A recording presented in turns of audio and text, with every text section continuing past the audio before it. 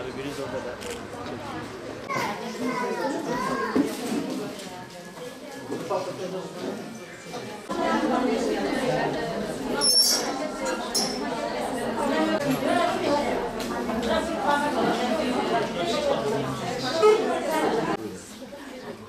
Bereketli olsun inşallah. Allah razı olsun. Allah hayrınızı kabul etsin inşallah.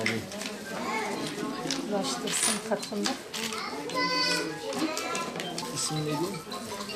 Adaya ismi yazalım. Yazalım mı? Şenay Coşkun. Şenay Coşkun. Biraz değer var. Allah hayrınızı kabul etsin inşallah. Bunları da akıl olarak kullansın inşallah.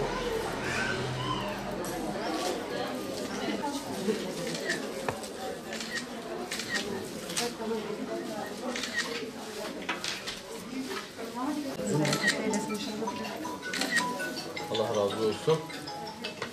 Allah razı olsun. Rabbim malınızı bereketlendirsin.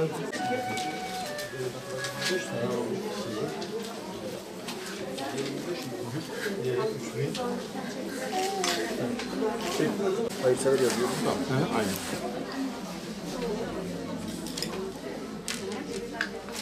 Allah razı olsun. Allah hayırınızı kabul etsin inşallah. Hepsi olmazsa da.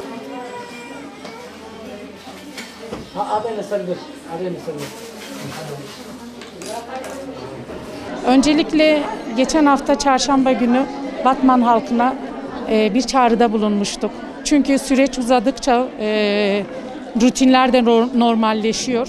Biz normalleşmemesi babında halkı tekrardan çağrıda bulunduk. Allah razı olsun, bugün bu halkımızın çağrımıza güzel bir cevap geldi. Teveccühleri güzel oldu. Rabbim koydukları ziynetlerini yerine kat kat doldursun, onlara ecir eylesin. Konu Gazze olunca teveccühün de güzel olması doğaldır. Çünkü mazlumiyetin, masumiyetin, insanlığın doruk noktasıdır Gazze. Teveccühün de olması gayet doğaldır. Bu süreci normalleştirmeyeceğiz ve gerektiğinde bu süreç, var olduğu süre içerisinde biz sahada olacağız. Hüdapar olarak sahada olacağız. Şu çağrımızı yineliyoruz burada, tekrardan yineliyoruz. Lütfen ve lütfen insanlık adına, Batman halkı ve ümmet olarak çağrımızı tekrardan yeniliyoruz ve onlara bu yardım kampanyalarının devam edilmesi için elimizden gelen imkanları seferber edelim. Malumunuz Gazze'de yaşananlar, Filistin'de yaşananlar hepimizin yüreğini burkuyor. Bu minvalde insanlar ne yapacağını, nasıl destek olacaklarını bilemiyorlar. Bununla ilgili de Allah razı olsun Batman Hüdapar Kadın Kolları geçen hafta sonu bir açıklama, bir çağrıda bulundu. Buna da maşallah gerçekten çok duygulandık, çok sevindik. Bütün halkımız burada maşallah kendi ziynetlerini, paralarını, çocuklarımız kumbaralarını, gençlerimiz kendi nişan yüzüklerini dahi getirip bize bağışladılar. İnşallah Allah'ın izniyle bunu Gazze'deki yetim çocuklarımıza, ailelerimize, ihtiyaç sahiplerine ulaştıracağız. Özelde Batman Hüdapar Kadın Kolları'na, genelde de tüm halkımıza teşekkür ediyoruz.